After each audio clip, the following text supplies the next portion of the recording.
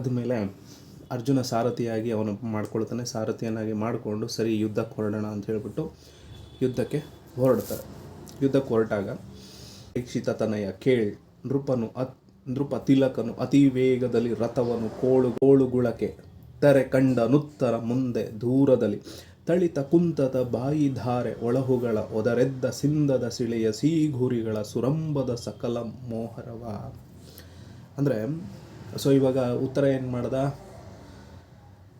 ದ್ರೌಪದಿ ಹೇಳಿರ್ತಕ್ಕಂಥ ಮಾತನ್ನು ಉತ್ತರಕ್ಕೆ ತಲುಪಿತು. ಉತ್ತರ ಬಂದು ಉತ್ತರನಿಗೆ ಹೇಳಿದ್ಲು. ಉತ್ತರ ಅರ್ಜುನನನ್ನು ಅಂದರೆ ಬೃಹನ್ನಳೆಯನ್ನು ನನ್ನ ಸಾರಥಿಯಾಗಿ ಮಾಡಿಕೊಂಡ. ಸೊ ಸಾರಥಿಯನ್ನಾಗಿ ಮಾಡಿಕೊಂಡ ಮೇಲೆ ಅವನು ಸಾರಥಿಯಾಗಿ ರಥವನ್ನು ಜೋರಾಗಿ ವೇಗವಾಗಿ ಅವನೇನು ಮಾಡ್ತಾನೆ, ಯುದ್ಧ ಭೂಮಿಗೆ ತೆಗೆದುಕೊಂಡು ಬಂದ. ಯುದ್ಧ ಭೂಮಿಗೆ ತೆಗೆದುಕೊಂಡು ಬಂದಾಗ ಅವನ ಎದುರುಗಡೆ ವಿಸ್ತಾರವಾಗಿ ಭೂಮಿಯ ಸ್ಟಾಕ್ ಅಂದರೆ ಎಷ್ಟು ಅಗಲ ಇದೆಯೋ ಅಷ್ಟು ಅಗಲದಷ್ಟು ಅವನಿಗೇನು ಕಾಣ್ತಾ ಇದೆ, ಸೇನೆ ಕಾಣ್ತಾ ಇದೆ.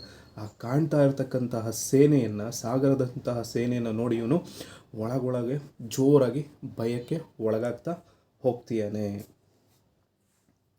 ಆಗ ಕಾಲಕೂಟದ ತೊರೆಯೋ, ಮಾರಿಯ ಗೂಳೆಯವೋ, ಮೃತ್ಯುವಿನ ಗಂಟಲ ತಾಳಗೆಯೋ, ಭೈರವನ ತಟ್ಟೋ ಜವನ ಜಂಗುಳಿಯೋ, ಕಾಲರುದ್ರನ ನೊಸಲ ವೈನಿಜ್ವಾಲೆಯೋ, ಕೌರವನ ಸೇನಾಜಾಲವೋ, ಶಿವ ಎನ್ನುತ್ತಾ ಹೆದರಿದನು ಅಂದು ಸುಕುಮಾರ.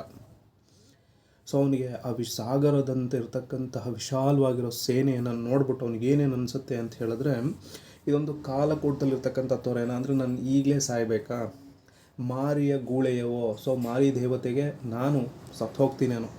ಮೃತ್ಯುವಿನ ಗಂಟಲಿನ ತಾಳಗೆಯೋ, ಜವ ಅಂದರೆ ಯಮನ ಜನಜಂಗುಳಿಯೋ, ಕಾಲರುದ್ರನ ಹಣೆಗಣ್ಣ ಬೆಂಕಿಯುರಿಯೋ ಆಗಿರಬೇಕು. ಅಂದರೆ ಹಣೆಗಣ್ಣಿನಿಂದ ಏನು ಆ ಬೆಂಕಿಯನ್ನು ಸೂಸ್ತಾಗ ಅಲ್ಲ, ಹಾಗೆ ಆ ಸೇನೆ ನಿಂತಿದೆಯೋ ಅನ್ನೋ ರೀತಿಯಲ್ಲಿ ನೋಡ್ಬಿಟ್ಟು ಹೆದರ್ಕೊಂಡ್ಮೇಲೆ ಮಾರಿಯ ಮಂದೆಯಲ್ಲಿ ಕುರಿ ನುಸುಳಿದಂತೆ ಆದೇನು ಬೃಹನ್ನಳೆ, ಎಸಗದಿರು ತೇಜಿಗಳ ತಡೆ ಚಮ್ಮಟಿಗೆಯೇನು ಬಿಸುಡು, ಮಿಸುಕ ಬಾರದು ಪ್ರಳಯ ಕಾಲವ ಮುಸುಕನಾಗಿರುವವನು ಆರು ಕೌರವನು ಅಸಮಬಲನೈ ರಥವ ಮರಳಿಚು ಜಾಳಿಸುವೆನು ಎಂದ. ಅಂದರೆ ಸೊ ಅವನು ಮತ್ತೆ ಆ ಸೇನೆಯನ್ನು ನೋಡಿ ಹೆಂಗೆ ತನ್ನಲ್ಲಿ ಭಯ ಬರ್ತಾ ಇದೆ ಅಂತ ಹೇಳಿದ್ರೆ, ಮಾರಿ ದೇವತೆಗಳೆಲ್ಲರೂ ಕೂಡ ಗುಂಪಾಗಿ ಹಸಿದ್ಕೊಂಡು ಗುಂಪಾಗಿ ನಿಂತಿದ್ದಾರೆ. ಅದ್ರ ಮಧ್ಯದಲ್ಲಿ ನಾನೋಗೊಂದು ಕುರಿ ಥರ ಸಿಗಾಕೊಂಡ್ಬಿಟ್ಟಿದ್ದೀನಿ. ಸೊ ಆ ಥರ ನನ್ನ ಸ್ಥಿತಿ ಆಗೋಗಿದೆ. ಅದರಿಂದ ನೀನು ಬೃಹನ್ನಳ್ಳಿ ಏನು ಮಾಡ್ತಿದ್ದೆ, ಆ ಕುದುರೆಯನ್ನು ಓಡಿಸ್ತಾ ಇದೆಯಲ್ಲ, ಕುದುರೆಯನ್ನು ಓಡಿಸೋದು ನಿಲ್ಲಿಸ್ಬಿಟ್ಟು ಚಮ್ಮಟ್ಟಿಗೆಯನ್ನು ಬಿಸಾಕ್ಬಿಟ್ಟು ಮತ್ತೆ ಆ ಕುದುರೆಯನ್ನು ಯಾವ ಕಡೆಗೆ ತಿರುಗಿಸ್ಕೋಬೇಕು, ಮನೆ ಕಡೆಗೆ ತಿರುಗಿಸ್ಕೋಬೇಕು.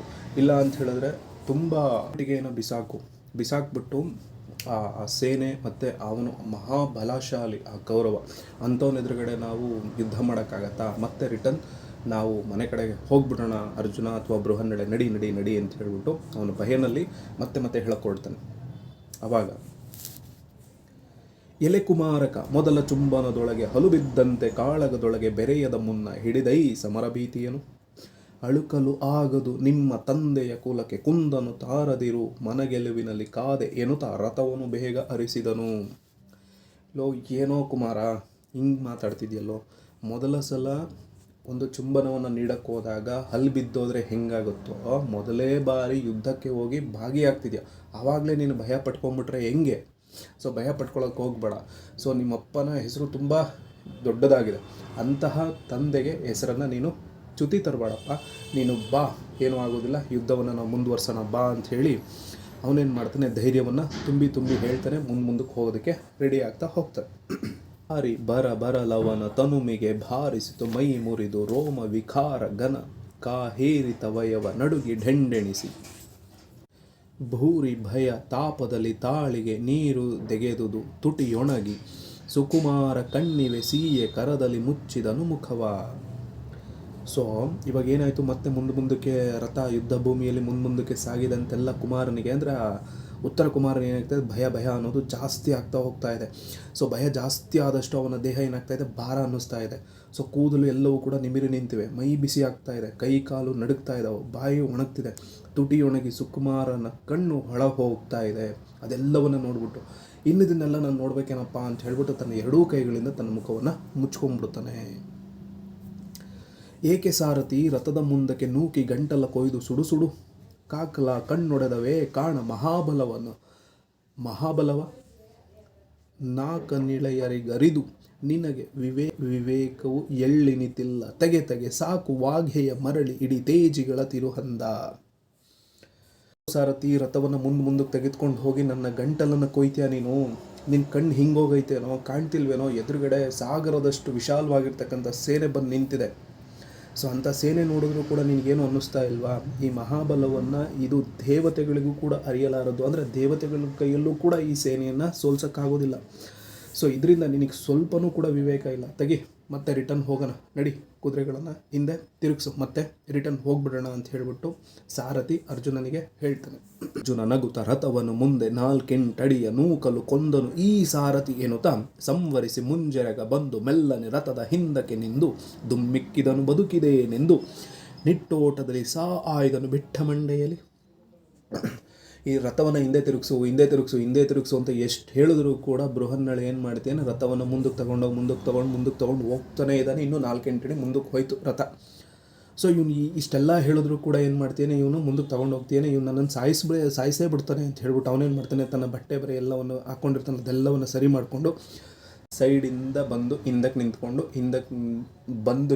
ಅಲ್ಲಿಂದ ಜಂಪ್ ಮಾಡಿ ಹಾಗೆ ಓಡ್ತಾ ಹೋಗ್ತಿರ್ತಾನೆ. ಆ ಓಡ್ತಾ ಹೋಗಬೇಕಾದಾಗ ಕೂದಲನ್ನು ಕಟ್ಟಿರೋದಿಲ್ಲ. ಸೊ ಕೂದಲು ಆ ಗಾಳಿಗೆ ತೇಲ್ತಾ ಆಡ್ತಾ ಇರುತ್ತೆ. ಸೊ ಹಾಗೆ ಅವನು ಅಲ್ಲಿಂದ ರಥದಿಂದ ಇಳಿದು ಓಡ್ತಾ ಹೋಗ್ತಾ ಇರ್ತಾನೆ.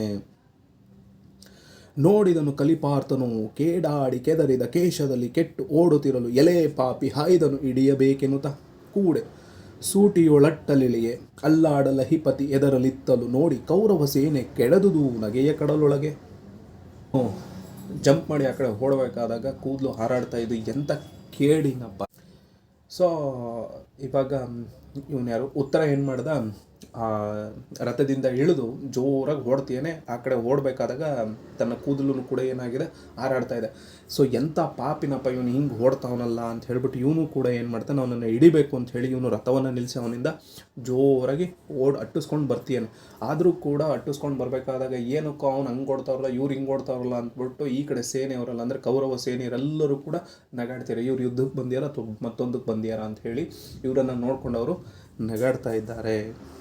ಅರ್ಜುನನು ಉತ್ತರನ ಬೆಂಬತ್ತಿ ಬಂದನು ಹೋದೆಯಾದರೆ ಕಿತ್ತು ಬಿಸಡುವ ನಿನ್ನ ತಲೆಯನ್ನು ನಿಲ್ಲು ಎನ್ನುತ್ತಾ ಮೃತ್ಯುವೋ ಸಾರಥಿಯೋ ಪಾಪಿಯ ನೆತ್ತ ನಿಂದೆಣವೆ ಮಾಡಿಕೊಂಡೆನೆನು ಉತ್ತ ಮರಳಿದು ನೋಡಿ ನಿಲ್ಲದೆ ಮತ್ತೆ ಸೈವರಿದ ಹೋಗ್ತಾ ಇದ್ದಾನೆ. ಅವನು ಕೂಡ ಮುಂದೆ ಹೋಗಿ ನಿನ್ನ ತಲೆಯನ್ನು ನೀನೇನಾದರೂ ಮತ್ತೆ ಮುಂದಕ್ಕೆ ಹೋದರೆ ನಿನ್ನ ಸಿಕ್ಕ ಮೇಲೆ ನಿನ್ನ ಕತ್ತನ್ನು ಕುಯ್ದಾಕ್ಬಿಡ್ತೀನಿ ನಾನು ಎಂದು ಹೆದರಿಸ್ತಾನೆ.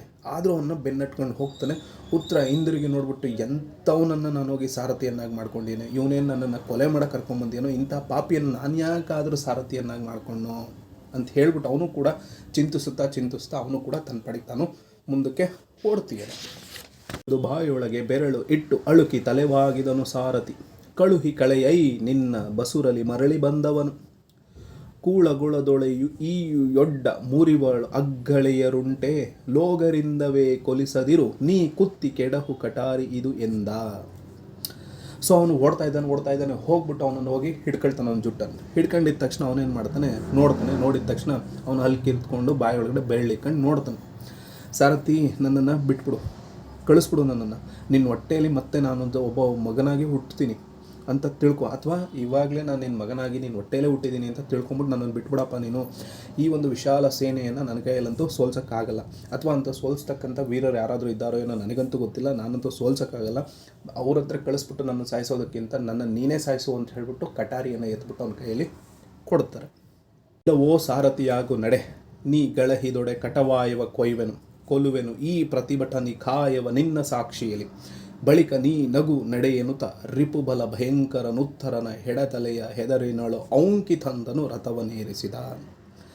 ಉತ್ತರ, ನೀನು ನನ್ನ ಸಾರಥಿಯಾಗಿ ನಡಿ, ಇನ್ನೇನಿದ್ರು ಆಟವಾಡಿದೆಯಾ, ನಿನ್ನ ಗಂಟಲನ್ನು ಕೊಯ್ದು ಬಿಡ್ತೀನಿ ಏನಾದರೂ ನೀನು ಆಟ ಆಡಿದ್ರು ಮತ್ತೆ ಎಂದು ಹೇಳಿ ಅವನ ಜುಟ್ಟನ್ನು ಹಿಡ್ಕೊಂಬಂದು ಮತ್ತೆ ರಥದ ಒಳಗಡೆ ಕೂರಿಸ್ಬಿಟ್ಟು ನಿನ್ನ ಸಾರಥಿಯಾಗಿ ನಾನು ಈ ಯುದ್ಧವನ್ನು ನಾನು ನೋಡ್ಕೊಳ್ತೀನಿ, ಯುದ್ಧದ ಮೂಲಕವಾಗಿ ಜಯವನ್ನು ನಾನು ತಂದುಕೊಳ್ತೀನಿ ಅಂತ ಹೇಳ್ಬಿಟ್ಟು ಅವನನ್ನು ಸಾರಥಿಯನ್ನಾಗಿ ಕೂರಿಸ್ಬಿಟ್ಟು ಅವನು ಉತ್ತರನ ಜಾಗದಲ್ಲಿ ಕೂತ್ಕೊಳ್ತಾನೆ. ಇದಿಷ್ಟು